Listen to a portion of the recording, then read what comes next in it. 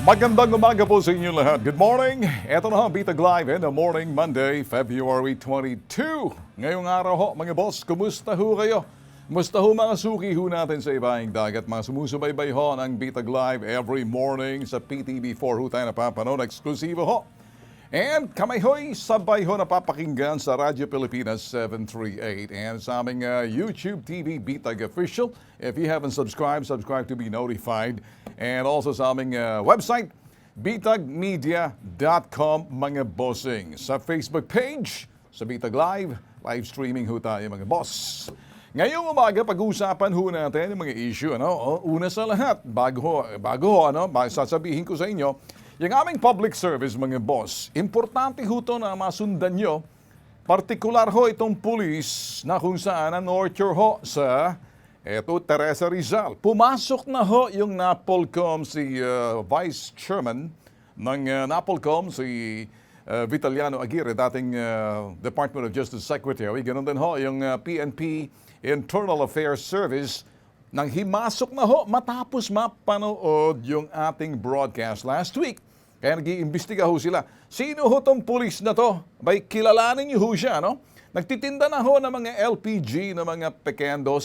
Delikado ho to, no? At the same time, tinorture ho. Ganun ho ang ginawa. Tinorture, illegal detention.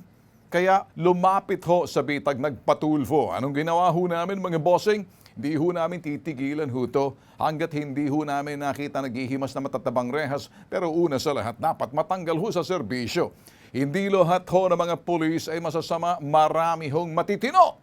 Kaya lang kuminsan kapag nilapit na ho sa amin, tsaka ho kami, diretso agad makikialam kapag may pang-aapi, pang-aabuso, pananakit. Kasama ho lahat yan doon ho sa mga ginagawa ho natin. Ang nag-iisang pambansang sumbungan sa loob ho ng Bitag Live, tuwing umaga napapanood nyo ho, Luzon, Visayas at Mindanao sa PTV4 lamang. Ganon din ho sa aming YouTube TV. Sabay ho tayo napapanood, digital platform. Yan ho sa Bitag Official. And then sa aming website, kung gusto niyo ho kami sundan, yan ho sa bitagmedia.com and live streaming ho tayo. Sa radyo, pakinggan nyo lang ho kami. Ayan ho'y Radyo Pilipinas 738. Nakahanda na ho ba kayo mga boss? Okay, umpisahan na ho natin. Hindi ho magiging kompletong umaga kapag hindi ho muna tayo nagkape o tsokolate. Depende na ho kung anong yung hilig ninyo sa umaga. Lunes, ano? Okay. Iba ho yung mainit na coffee, ano? Balikan ho natin, nasaan ang bakuna? Well, I told you so last week. Binanggit ho natin yung mga sumusunod na mga petsa. A 15, a 23 bukas, a 24, 25, 26, 27, 28, Pebrero, I told you so, mukhang sasablay at sasablay ho, no? Nung alas 7 ho ng Biyernes, sa umaga pa lang ho, na sa morning program na una ho sa akin, sa morning show ho ng PTV4, na-interview ho si Secretary Roque. Ito hong kanyang sinabi, mga boss, diretsuhin ko ho kayo, ano? Sabi niya, dito na ho, no? Ito ho, si Presidente nagsalita na. Siya mismo naiinip na ang Pangulo. Kinakailangan, ang nagsasalita ho rito si Secretary Roque, kinakailangan dumating na ang mga bakuna. Kaya naman siguro dahil nagsalita na ng ganyan ang Presidente, gagalaw na ng mas mabilis ang lahat.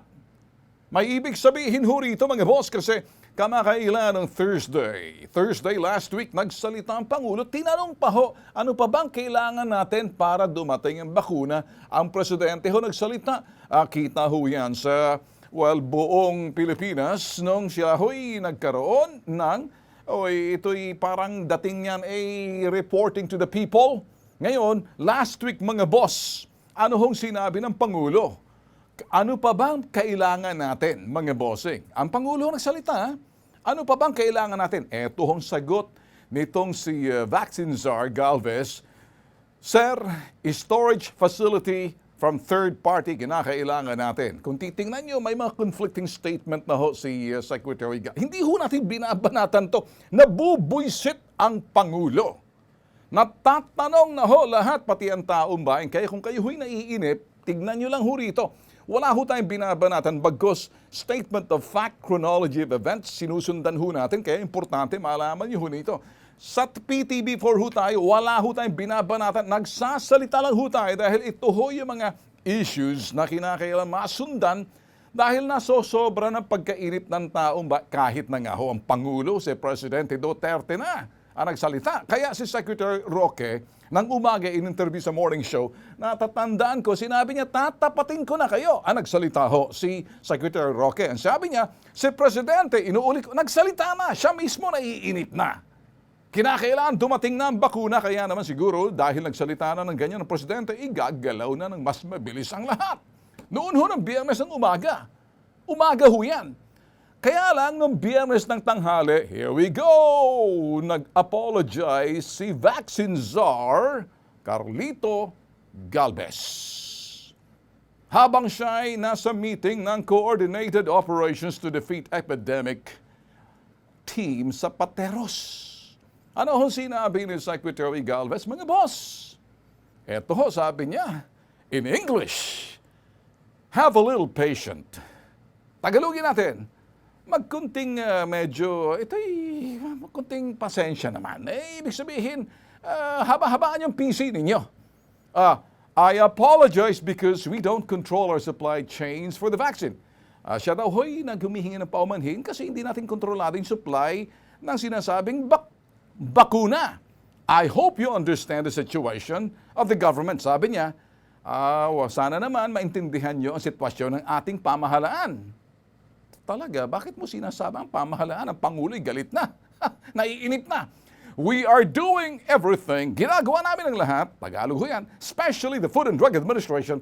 Partikular ang Food and Drug Administration or FDA so that the vaccine para ang bakuna ito'y madala sa atin will be brought here, okay, will be safe and effective. Ang madadala dito ay epektibo at iligtas tayo. Sabi niya, sometimes I'm ashamed because as some say everything is ready, we just lack the vaccine. Sabi niya, paminsan ako'y nahihiya. Dapat na mahiya ka Dahil yung may nagsasabi ng iba na may nagsasabi diyan, kasamahan niya, na handa na ang lahat. Sabi niya, we just lack, kulang lang tayo ng bakuna. Nasaan ang bakuna? Where's the vaccine? Tanong niya ho. That's the question to us. Sila mismo nalilito. As the leading person to the really procure and manage and get the best vaccine for all of us. Sila ho, yung mga nangunguna para ito'y makuha ng vaccine at ito'y mapangasiwaan yung pinakamagandang bakuna darating sa atin. So, sabi niya, we saw that we have lagged a bit na kami atrasado na. Secretary Galvez, naintindihan ko ang sinasabi mo. Eto naman kahapon ba, nagsalita naman. Dahil nagalit ng Presidente, nagsalita naman itong si FDA Chief Eric Domingo, Yusek Eric Domingo, sabi niya, in English, we are still asking for some clarification on the findings of the studies. We cannot overlook these data and forgo analysis. This is especially true with Sinovac, as they have not published their data in the peer-reviewed journal, so we need to complete the evaluation. Isa ka pang ewan ko, magagalit ako rito sa iyo Alam niyo mga boss, nagagalit na ho ang Pangulo, naiinip, nagsalita na rin Secretary Roque na para mapabilis. Etong mga kilos suso, nagagalit ho ba ako?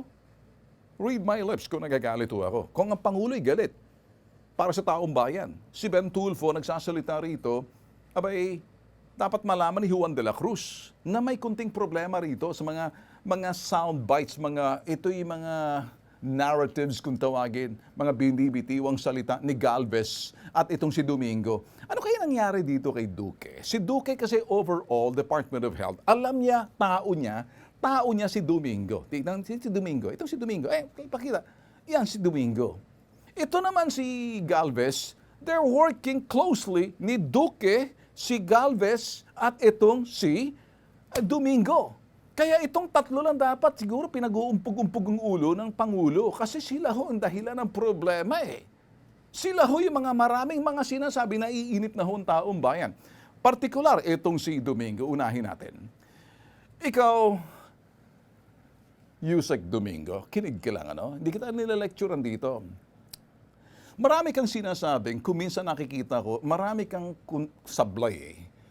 Alam mo naman, ikaw sa paperworks, kabisado mo yung mga papeles na kinakailangan natin makuha yung mga sinasabing papeles na yan, na importante sinasabi mo na mga, mga data na importante makuha ng mga peer-reviewed journal, nakapublish na nga sa ibang ano yan, sa ibang balita, binalita na yan, para daw makumpleto yung sinasabing evaluation na ginagawa ng FDA. Sino niloloko mo? Mahalin tulad kita kay Juan Tamad na nakahiga sa ilalim ng, sa may lupa, nakatingala sa bayabas, inaantay mo yung bayabas na mahulog sa bibig mo, ganon ang itsura ni Juan Tamad. Si Juan Tamad nakahiga sa ilalim ng puno ng bayabas, inaantay ang puno ng bunga ng bayabas na mahulog sa kanyang bibig, sabay, kakainin. Kainin mo na lang. Makinig ka siguro, may kunting problema. Kung titingnan mo, nasa sa iyo ang mga papeles. Ikaw ang nangangasiwa diyan sa mga requirements. Na importante, dapat pina-follow up mo. First follow-up, second follow-up, third follow-up. And papers. Kung titingnan mo, parang ikaw yung collecting the data, the requirements na kinakailangan na dapat makalap natin para maumpisahan na. Kaya nga, emergency use authorization. Hindi yan general use. Ngayon, ito'y sa atin, kung talagang interesado tayo at dami yung mga dahilan, dami yung satsat, dapat pinangasiwaan nyo na nung Enero pa lang yung mga requirements na kinakailangan para agad maumpisahan, ma-roll back yung sinasabing bakuna. Kailan mo inumpisahan i-follow up sa Sinovac sa China? Kailan? Pakita mo. When was the first follow-up done? What have you done? Di ba? Ano ang mga transaction mo? Ano ang mga sinasabi mo? This is the first follow-up. Please be advised that we're following up all the papers necessary for us to approve the emergency use authorization of the vaccine. Okay? Without the document, we cannot process it. First follow-up. And then pangalawa, this is the second follow-up. Please be advised that we're following up. Second, dated, and the first follow-up was done. This is the second follow-up. So, kunyari, the third follow-up kailan? Ginawa mo ba o nag-aantay ka lang o nagmumukha kang eng-eng? Sorry ha, magagalit ka. Kung ang Pangulo naiinip na, ako, sasabihin ko kung anong problema. Ikaw ang problema dahil ikaw nangangasiwa ng mga papeles. Si Galvez nag-aantay, si Galvez nagmumukhang eng-eng, nagbumukhang tanga rin kasi salita ng salita. Nang tinanong ng Pangulo to, sinabi niya, Mr. President, ang sabi niya nung Thursday, tanda ako, gising pa ako madaling araw, sabi niya, ang problema raw yung sinasabing facility, na third-party facility. Ngayon, iba ang sinasabi ninyo. Mas gusto ko sigurong kagalitan, sabunin na kayo ng Pangulo. Nasaan si Duque? Aber, sige nga, kasama ninyo yan. Ito dapat naintindihan niya sa ilalim niya si Domingo. Dapat nagre-report sa iyo si Domingo, Duque. Para maintindihan mo, kasi ang mga tao nananawa na sa mga pangako ninyo. Ang tanong ng Pangulo, nasaan ang bakuna? Kaya sinasabi ni Secretary Roque, bilis-bilisan na kasi. Huwag na kayo mag-antay. Ayan, nagsalita ng Pangulo, sabi ni Secretary Roque. Pinaparot niya lang ho. Nagsalita na. Naiinip na ang Pangulo. Kinakailan dumating ng bakuna. Nasaan? Sabi nga ng Pangulo. Nagtanong pa nga ang pobreng Pangulo natin, ano pa bang kailangan natin? Ang sabi ni Galvez, facility na lang, Mr. President.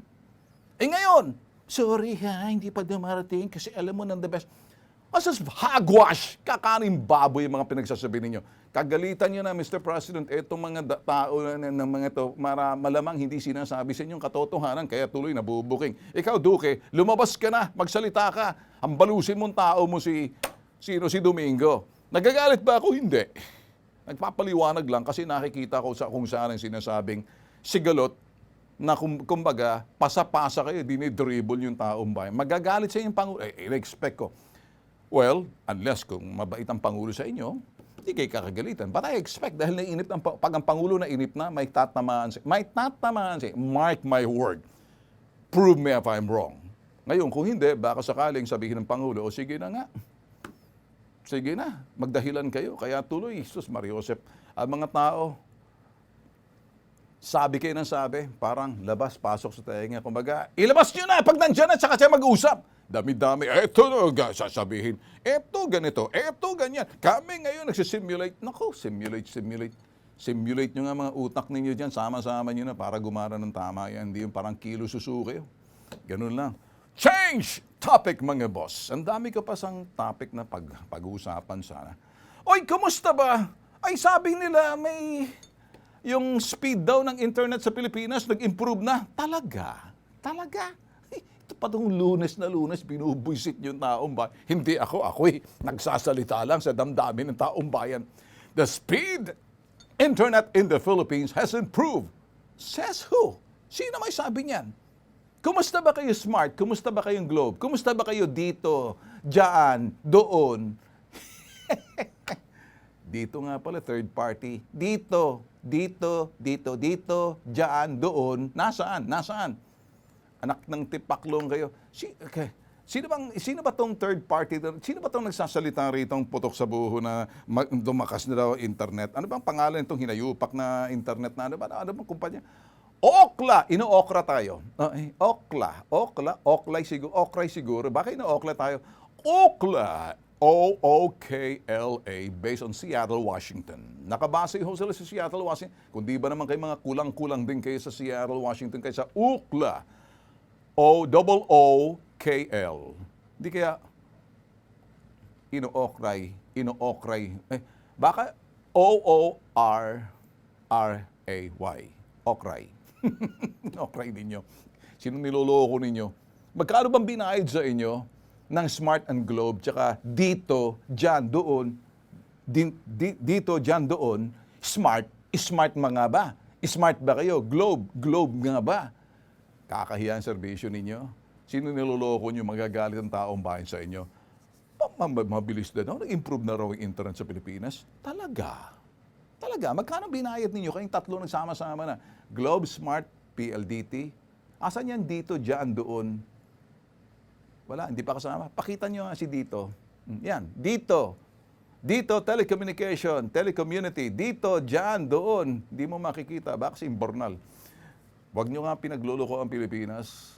Just do it. Pakita nyo na, huwag na kayo magsalita. Binayaran nyo ba itong ukla na to para magsabi na nag-improve? Kung di ba naman mga kulang-kulang, hindi naman nakabase sa Pilipinas itong, magkano kayo binayad ni PLDT rito? Magkano kayo binayad ni Pangilinan dyan? Magkano kayo binayad dito ng mga putragis na sa Globe? Kasama yung putragis na dito na yan. Nagsama-sama siya eh. Kaya the word is putragis nyo. Sino niloloko ninyo? Lokohin yung lelo yung panot. Kayo ba malakas yung signal ng mga internet natin? Sus Mariosep, huwag na tayo maglukuhan pa rito. Coffee! Iba ang coffee sa umaga, lalo-lalo na pag Lunes, kaya medyo bibuho tayo, nakapagpahinga ng konti. Oh, yeah. Nakikita nyo, umuusok pa. Ayan, umuusok. Iba yung langhap, yung flavor, the aroma, yung lasa. Anyway, public service na ho tayo mga boss.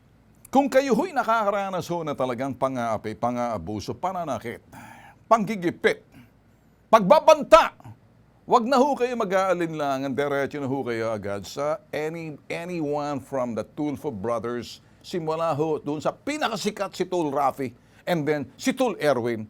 Ako lang ho yung nasa dulo, yung yung sinasabing support lang ako. Ang bitag ho, iba yung atake. Kaya kami ho, pag sinasabi ho rito ng mga medyo pang-aabuso, pang-aapi, pananakit, pagbabanta, lahat ho yan. Specialidad ho namin yan. At marami nagsasabing napakayabang ko raw. Sige na nga. Mas maganda siguro, para sa akin, una sa lahat, ilabas nga muna ang itsura ng pulis na to, ng sinasabi. Ito. Makinig ka, Corporal Raymond Ventura. Ikaw ang sentro ko rito, kinakailangan yung makasamahan mo dyan sa Teresa Rizal, lumayo na sa'yo. Mahihiya na sa'yo. Alam mo bakit? Na floating status ka ngayon, di ka muna pwedeng sumama doon sa grupo ng drug enforcement na grupo ninyo dyan kasi gagamitin mong kapangyarihan mo. Ina-request ko na matanggal ka muna, kumbaga i-floating ka muna, i-freezer ka muna at sinabi ng IAS gagawin nila yan. Nga pala, nakikinig nga pala sa atin ang Philippine National Police Internal Affairs Service sa umaga nung mapakinggan ho nila, kaya kumilos agad ho sila. Ano bang issue rito? Boss, update ho to, ano? Mas magandang update. Ang mensahe ko sa iyo, Raymond Ventura, magtago ka na. Magtago ka. Gawin mo kung gusto mo magtago ka. Matutuntun ka. Yung ginawa mong pagpalo ng paddle, panunorture, na ihina sa sakit, yung pobreng boy ninyo, na inakusahan mong pagnanakaw, ikaw at saka si Veses at saka sinasabi yung teacher na mga pare-pare, mga kulang-kulang na mga target ko, ito ngayon nilalantad kita. Magagalit ka? Magagalit ka? Oh, para doon sa mga matitinong pulis, hindi ka kasama. Hindi kayo kasama, matitino kayo. Ito lang, yung bad boy, badass, talagang gusto mo palang maging badass, as in, masamang wet packs ka, mabahong tumbon ka siguro, kaya to, panoorin mo to. Ventura, etong ginagawa namin sa iyo. Gusto mo palang due process. Well, siguraduhin namin na hindi ka ma-acquit. Siguraduhin namin hindi ka lang ma-demote. Kinakailangan dismiss ka. Tinatanggal yun sa kapangyarihan ho ng mga Regional Appellate Board ng NAPOLCOM na hindi ho sila pwede mag-aabsuelto na hindi dumadaan sa main, sir, ng NAPOLCOM. Yun ang gusto ko. Si Ventura, dalawa po yung kaso niya, yung operation. Papile na namin po yung dalawang kaso. Kaso po kayo, sir, na may resulta na po within 30 days. Ventura, makinig ka! Ito na nag-uumpisa ng kakalansigan ng Bombolia Smoke. Dito ngayon magpapakita kung anong angas meron si Ben Tulfo. Hindi sa salita, sa gawa. Nag-trending ho kamakailan ang video ho namin. Ito hong police na nag-torture ho sa Teresa Rizal. Kung kilala niyo ho, ito si Ventura, si Corporal Ventura, mga bossing. Marami hong matitino, kagalang-galang, at yan ho'y sasaludo po kami dahil marami po kaming nakasamang matitino mga police. Isa ho sa aking hinahangaan si General Eliazar na susunod ho yan ang PNP Chief. Ganon din ho si Gerald Danao at marami pa hong ibang mga hindi ko nababanggit at mga rank ho ng Colonel, Major, Captain at marami pa ho opisyalis. Ganon din ho yung mga ranko ho ng Sargento, pababa ho ng pinakamababang ranko. Wala hong problema. Kaya wag ho sanang masaktan yun ho mga pulis kasi parang paborito namin mga Tulfo Brothers, mga pulis. Hindi ho yan. Depende ho sa sinusumbong ho sa amin. Ngayon, yung mga sumisira ho sa imahe ng mga Philippine National Police, yung mga iba dyan na mga loko-loko at siraulo, abay, mag-iingat na ho kayo. Ano? Kung dati-rate, madali sa inyong lusutan ang mga kasong yan ho sa sinasabing Regional Appellate Board, abay, inaabsuelto na kayo. Ngayon, hindi ho po pwede yan. Makinig ka, Corporal Ventura. Para sa ito, kamakailan binawi ng Philippine National Police Commission or NAPOLCOM. Ito ho ang kapangyarihan ng mga Regional Appellate Board na desisyonan at inaabsuelto ho mga kaso ng mga police na sinasampas sa kanilang tanggapan. Ito ho'y yung pagbabagong ginawa ho ng bagong nakaupo na Vice Chairman at dati Secretary ng ito'y Department of Justice, si former Secretary Vitaliano Aguirre. Masasampulan ka ngayon, Police Corporal Raymond Ventura at yung police sa may Pampanga ng raid din. Magandang hapon, Commissioner Vice Chairman NAPOLCOM, Sir Vitaliano Aguirre II. Hi, good afternoon, Ben. Ben. At I think this is the first time na magkakausap tayo sa TV, radio. Procedural lang ho to, sir, para maintindihan ho ni Juan de la Cruz. And also, sir, makakatulong din informational, educational sa taong bayan. Kayo hong bagong nakatalagang Vice Chairman ng NAPOLCOM, sir. Lately, sir, sa balita, kayo ho natin naglalagay ng reforma ngayon na tinatanggal nyo sa kapangyarihan ho ng mga Regional Appellate Board ng NAPOLCOM na hindi ho sila pwede mag-aabsuelto na hindi dumadaan sa main, sir, ng NAPOLCOM. Bakit ho naisipan ho ng NAPOLCOM to do it this way? Actually, before, ay hindi raw ganun ang procedure, no? Yes, sir. Sabi ko ganyan, wala na pala tayong say, kako. Once acquittal ang decision ng Regional Appellate Board. Nagkaroon pala ng bulyaso doon, o nagkaroon ng sulan, wala na tayong kasay-say, wala na tayong ka-poses-poses doon. Because of a resolution, parang binigyan ng resolution ng kapangyarihan ng Regional Appellate Board, in case of acquittal, kanila na lang hindi na kinakailangan i-review namin. So, ang nangyari, ang natira, It's only in cases of dismissal and demotion, doon lang kami nagre-review ng kanilang desisyon.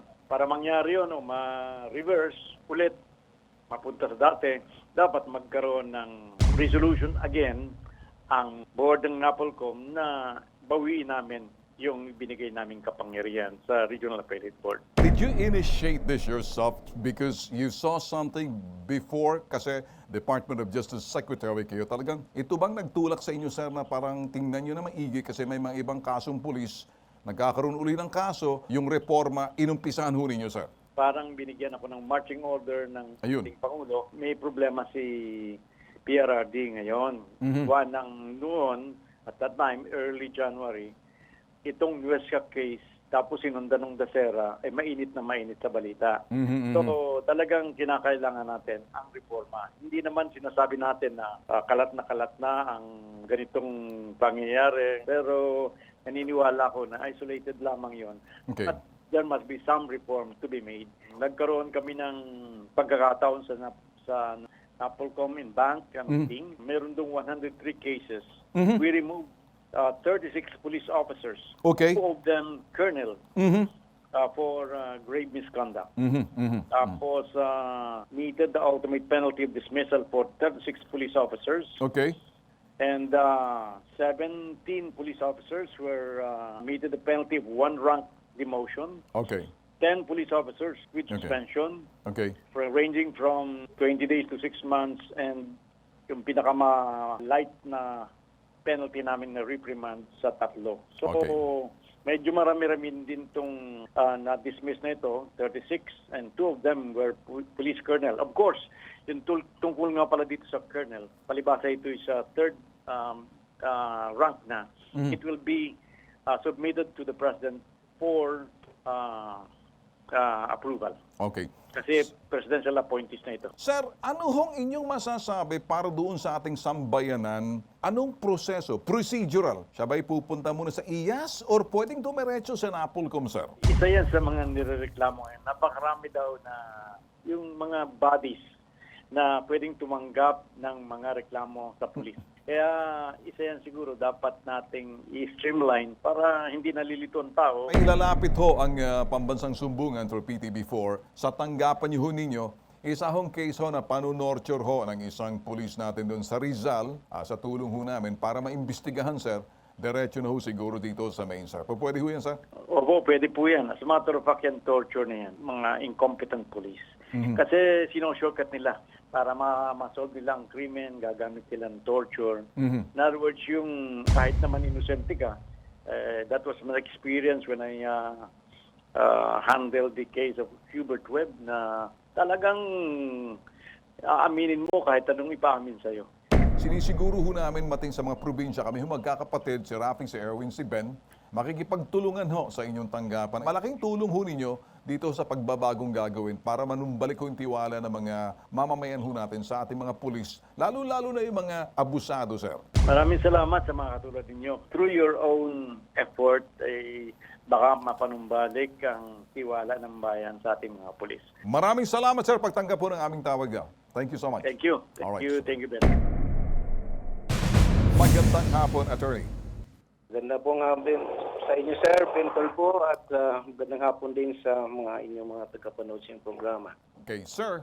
Ano ho ang proseso? Kasi sa Rizal, Region 4 ho yan. Dito ho kayo sa Campo Crame, sir? O ano ho kayo? Nasa main ho ba kayo? Sa Campo Crame? Yes, sir. Pero meron naman kaming provincial internal affairs service sa Rizal po, sir. Kapag ito'y ilalapit ho namin sa inyo, ano yung tamang proseso? Ito hong si Mark Anthony Verillo, humihingi ho ng hustisya kasi binabantaan against Raymond Ventura. Na-interview na ho namin, sabi niya, mas gagamitin niya raw yung due process sa hukuman na lang pag-uusap. Wala na maraming satsat. Torture ho nangyari dito, sir. Ha? Talagang paddle na pinadal sa loob ng presinto.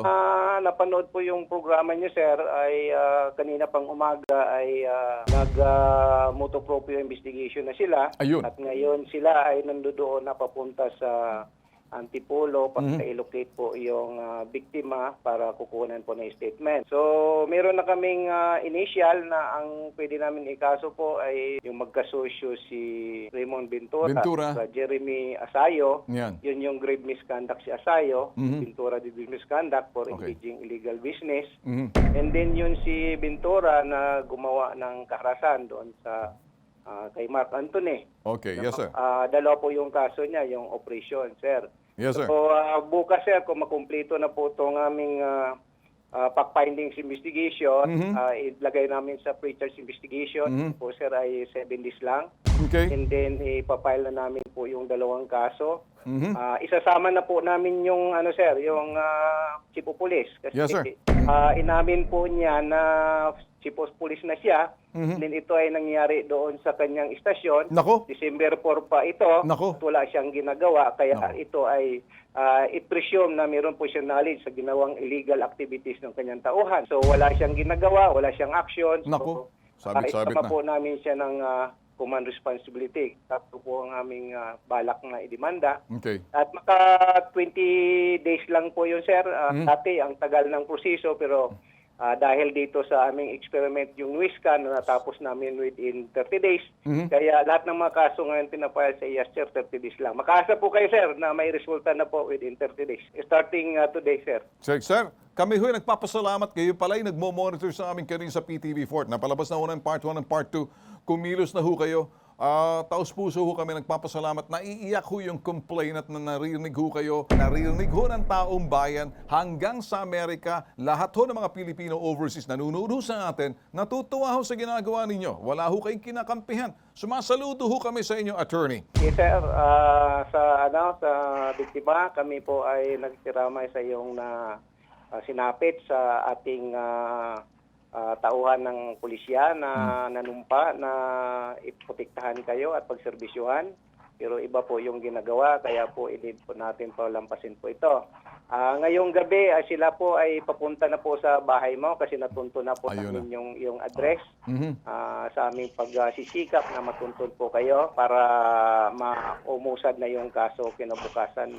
Pre-charge investigation, bigyan natin due process sila po. Pero dito, nakikita natin na very overwhelming po yung obedensya natin dito laban sa Okay. mga pulis. Sir, meron yung may tanong lang ho kami, sir, at this point in time. Nag-aalangan din ho siya, kaya kanina kinukonsulta niya, paano raw ho yung mga pamilya niya baka buweltan. Kung siya lang naman ho, tsaka kanyang magulang, pwede ho namin siya maitago. Ang concern niya, makapangyarihan ho. Importante siguro, sir, mailagay sa floating status ho kung kinakailangan muna. Palagay natin sa withholding sa holding unit ng region para malayo siya. Alright. Sir, hindi kailangan po sila, sir, na mag-appear po doon sa summary hearing kasi binago na namin yung procedure, Yes, sir. yung paper, basta makuha lang namin yung Okay. ng mga statement. Okay na po yun, sir. Kami Okay. na bahala kasi Okay. kami na po tatayo ng complainant. Nako. Sila po ay Nako. isang informant lang o witness. Okay. Ang kalaban na nila ay PNP, Okay. represented by the investigator ng Internal Affairs Service. Sir, umabot na pala na parang American style na ho tayo pagdating sa IS, Internal Affairs. Kaya kinakatakutan ng Internal Affairs, lalo-lalo na sa Estados Unidos, pagdating ho sa mga kapulisan, lagi ho talagang iniiwasan. Ay, ganun ho ang trabaho ninyo. Sa loob ho mismo, kayo yung pulis sa mga pulis. natin na to be at par with them kasi yun talaga ang mandato ng IAS, no, sa Ayun. lahat ng kapulisan, sir. Yes, sir. Bilang protektor ng integridad ng PNP, hindi natin palampas itong mga ginagawa yung nakakasira ng imahe ng organisasyon. Yes, Maraming salamat po sa mga naitulong sa amin, sir. Po ako dahil sa ginawa niyo sa akin pag trabaho talaga ng IAS po yun, Mark. Tungkulin po namin Maraming po. salamat po talaga, sir. Okay, Opo, sige opo. Mark. Okay ka na. Sinabi na na attorney. Attorney, maraming salamat. Mabuhay ho kayo. Sana dumami pang kaparehong tribo natin dyan, kapareho ninyo. At para talagang makikita, manunumbalik ho yung sinasabing integridad at yung kredibilidad, tiwala, trust sa ating mga kapulisan. Yun hong aming gusto mangyari ho rito, attorney. Salamat din, Sir Bintol po. Dahil sa inyong programa, natulungan mo po kami na makakuha ng mga impormasyon sa mga itong mga iskalawag na member ng Philippine National Police para ating madisiplina. Ventura, makinig ka! Ito na nag-uumpisa, nagkakalansingan ng bombolyas mo. Galing tayo kay, dating Secretary Vitaliano Aguirre, ngayon Vice Chairman ng National Police Commission. Makikialam na si Attorney Alefgar Triangulo in PNP Internal Affairs Service. Etong si Ventura, ilalagay nila sa floating status holding unit muna. Hindi siya pwedeng lumabas, hindi niya pwedeng gamitin ang kanyang kapangyarihan sa sinasabing anti-drugs. Baka magamit yan. Ang nagsabi niyan, Internal Affairs Service. Police Corporal Raymond Ventura. Coercion ang unang kasong isasampa sa iyo. Pangalawa, illegal arrest. Pangatlo, sinasabing torture. At pang-apat, engaging in illegal business. Lahat ng yan, pwedeng gamitin lamang sa iyo. Dismissal to. Pati yung boss mo, Chief of Police, pati itong pobreng tumulong lang, nalalagay sa alanganan, iniimbestigahan kasi December pa, wala daw ginawa. Kawawa naman tong bagets na sinasabing Chief of Police. Ito naman si Asayo. Sa bagay, wala kaming issue sa iyo. Masakasuhan din siya engaging in sinasabing illegal business. Siguro ang nanay mo ngayon iiyak na sa iyo. Misis mo ngayon luluha, baka pupunta rito sa aming tanggapan na magmamakaawa. Pag wala ka na sa serbisyong putok sa buka, magtutuos tayo. Gusto kong makita ang tapang mo. Ikaw naman ipapadal ko hindi lang sa talampa, pati sa wet packs mo. Pag hinanap mo ako, madali ako makita. Dito ngayon magpapakita kung anong angas meron si Ben Tulfo. Hindi sa salita, sa gawa. Kahit na maghubad ako ng Amerikana para sa iyo, at pagkatapos sasabihin mo, halika nga sandali dito Tulfo para makabawi man lang. Halika nga, sparring tayo. Walang problema. Gustong-gusto ko yun. So ngayon, nag-sample na kami sa'yo. Humanda ka na. Sir, maghirap din po siya gaya ng paghirap namin. Sabi niya, demonyo daw siya, sir eh. Ngayon baka ikaw. sila ipapait kay Satanas, sir. Sana maghirap din siya, sir, gaya ng paghirap namin ngayon, sir. Medyo nawala na bang sama ng loob mo? Opo, sir. Nasisiyahan ka na ba? Okay, sir. Satisfied Salamat ka ba? po sa inyo, sir. Ha? Okay na. Maraming salamat po sa inyo, sir. Cargo ka na namin. Okay, Anthony? Opo, sir. Abangan! Ito ang nag-iisang pambansang sumbungan. Bitag. Kami yung magsasabi sa inyo, no? Lalo-lalo ka na, ilagay nga mukha mo na itong si Ventura. Ay, ikaw, Ventura, makinig ka. Makinig ka. Magalit man ang mga kasamahan mo, wala akong pakialam. Una, floating status ka na. If freezer ka muna, hindi ka muna dyan sa kampo ka lang. Hindi mo pwedeng gamitin ang iyong posisyon para takutin yung biktima. Una sa lahat, ikaw ang sinasabi mong tinakot mo eh. At pati pamilya tinatakot mo. Anong kapangyarihan meron ka? Pakinggan mo ako ha. Magtago ka ngayon. Tingnan natin, magtago ka ngayon. Wala akong pakialam kung magalit ang mga tropa mo. Pakialam ko sa tropa mo. Kung ang tropa mo nagagalit sa akin, so be it. Wala naman akong pakialam kung pareho pag-untugin ko mga ulo ninyo. Kung kinukonsinting gawain mo. Pero may mga tropa ka matitino. Hindi lahat ng mga pulis na dyan sa Teresa Rizal, na loko-loko ka pareho mo. Mantakin mo, ipadel mo, talian mo, iposasan mo, tapos paluhurin mo, tadyakan mo sa likod, sumubsob yung mukha sa semento, inapakan mo, pinataas mong paa para malaman ng iba, sabay paddle mo ngayon doon sa talampakan, marunong ka talaga mag-torture ha? Putok sa buho ka eh. Marami nagsasabi, ano bang ibig sabihin ng putres? Ang ibig sabihin noon, putres na pinagsamay trages, hindi Portuguese. Makakala kasi, ano bang ibig sabihin ng putres? Sir, I'm a Portuguese. No. Sa mga Portuguese, it's not for you. Ang putres na to, from the word putres. Putres ka, ang ibig sabihin na, kanta pala yan ng ano pa yung guru. Hindi ako nagmumura, pero kung ang dating sa inyo ay hindi maganda, mga terminolohi ang ginagamit ko. Pulis ka, corporal ka. Di ko maintindihan. Ikaw nagang gumawa ng illegal. Nawalan lang ng resibo yung tao mo. Nawawala lang naman yun. Alam mo naman mangmang, kaya nga naging tao mo. Ang masama sa'yo, pinasign mo na babayaran ka ng 30,000. Walang pambayad eh. Nanganganak yung kanyang misis sa panganakan that time nung kinaladkad mo sa presinto. Ito talaga importante malaman ng tao. Habang nanganganak, nag-iiri doon sa panganakan, sa lying in, kinaladkad mo yung biktima mo. Nagmamakaawa kasi wala naman talagang pambayad.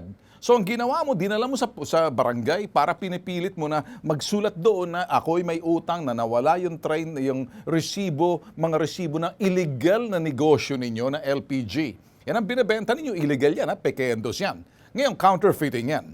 Nung nawala yung resibo na hindi naman sinasadya, pinagdudahan mo nagnakaw. Kundi ka ba naman baliw? Bakit mo masasabing magnanakaw? Una sa nagnanakaw ka sa iba. Putok sa buhok ang pulis ka tapos nagnanakaw ka sa iba. Anong ginagawang pagnanakaw? Ninanakawan mo yung Shalane, Petron. Sa bagay, mayayaman yung mga putok sa buhong pendeho na rin yan. Wala akong pakialam.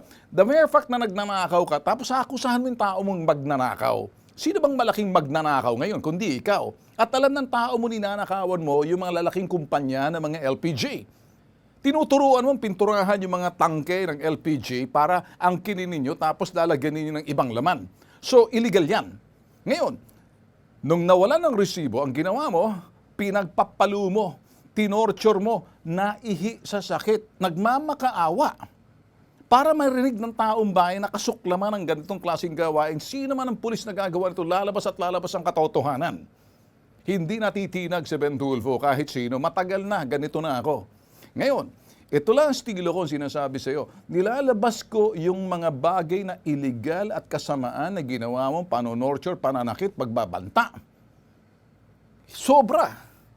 Ngayon, marami nagsasabing pogi, kamukha mo lang yung pusa namin Mas gwapo pa nga yung aking si Kiano, ibig sabihin yung aking labrador sa bahay. Mas gwapo, mas lamang ka lang, mas gwapo pa yun, may bigote pa yun Ngayon, pakinggan mo ako, kung nagagapuhan sa iyo, simpangit naman ang pinagagawa mo. Putok sa buho ka, putragis ka. Ngayon, sinasabi ko sa iyo, sabi mo, in-interview kita para maintindihan nyo, sir, yung doon lang ako sa due process. Hinamong kita ng sinasabi ko, pumirma ka ng waiver para makita ko kung nagsisinungaling ka. Kasabay yung biktima, sabay kayo, may polygraph test. Kung sino nagsasabi ng totoo, abay-sabay cambio na ipot sa karsunsilyo itong si GAGO, si Ventura. Ngayon, ang sabi niya, sir, doon na lang ako sa due process, sampahan na lang ako ng kaso. Ganon. Well, hindi. Papasok muna ang Internal Affairs Service. Sisiguraduhin namin na matatanggal ka sa serbisyo. Tulad ng sinasabi ni Vitaliano Aguirre, sa mga probinsya, sa mga rehiyon, nahihilot. Hahanap ka lang ng padrino, mga politiko o sino man mga matatas na opisyal para ma-assign ka lang sa iba, babalik ka sa dati, parang kumbaga walang nangyari. Ngayon, nilalantad ko.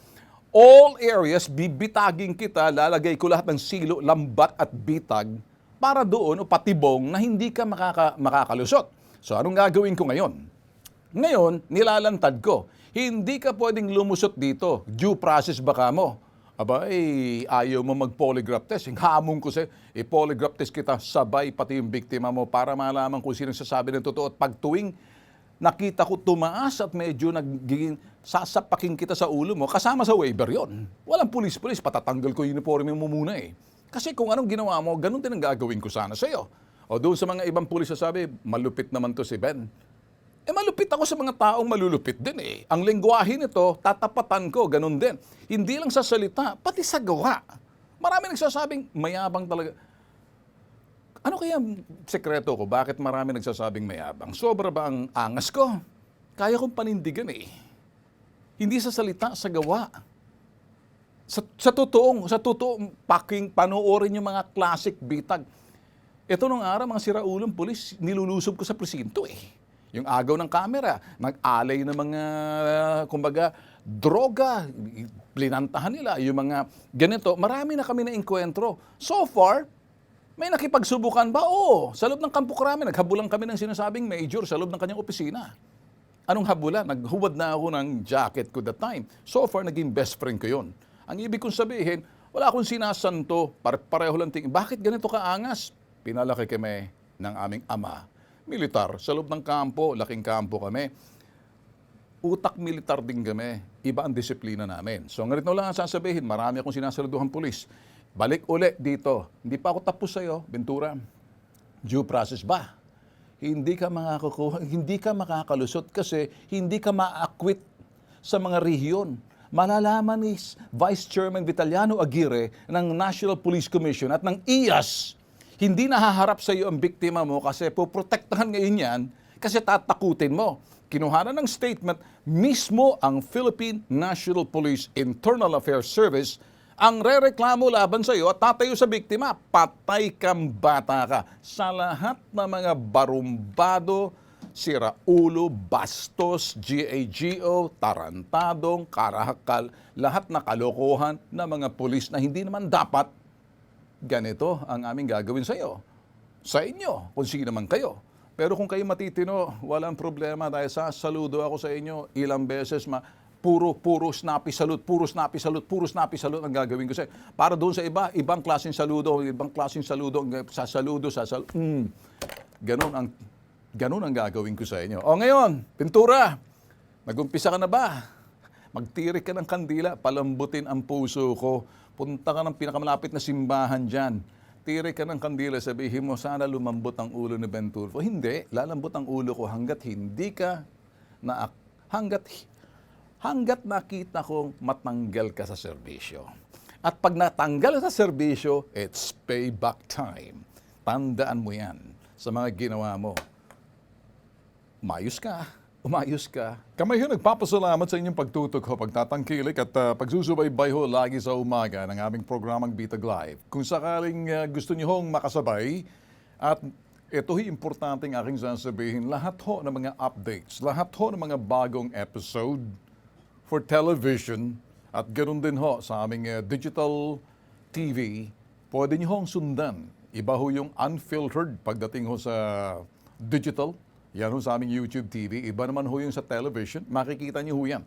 Lahat ho, updated ho yan. So, follow us. Subscribe to be notified para malaman niyo ho. Lahat ho, mga classic law enforcement. Ito ho yung mga crime and investigation, documentaries. Yan ho, mga complaints, pandemic, and public service. And pumili lang ho kayo ng mga playlist para doon sa mga gusto rin yung mapanood. Iba ho yung aming channel. We're set up to inform, not just to inform, to educate you sa mga you, and hindi lang ho dyan, entertainment baka nyo. Maybe ma-entertain ho kayo sa mga bagay na ho minsan sa ginagawang hakbang ho namin. All we are saying now, mga bossing, iba ho yung aming brand sa Bitag. Maraming salamat naman sa mga sumusubaybay, tumatangkilik, at sana i-share nyo ho kami sa inyong mga kaibigan. At kung kinakailangan ho ng tulong ng inyong mga kaibigan kapag naparanas ho ng pang-aapi, pang-aabuso, pananakit, pagbabanta, lahat ho niyan, wala na ho dapat gawin, ipabitag nyo. With this, mamaya, sa aming digital channel, 4 to 6 in the evening, abangan ho ang Pambansang Sumbungan. See you tomorrow. Adios.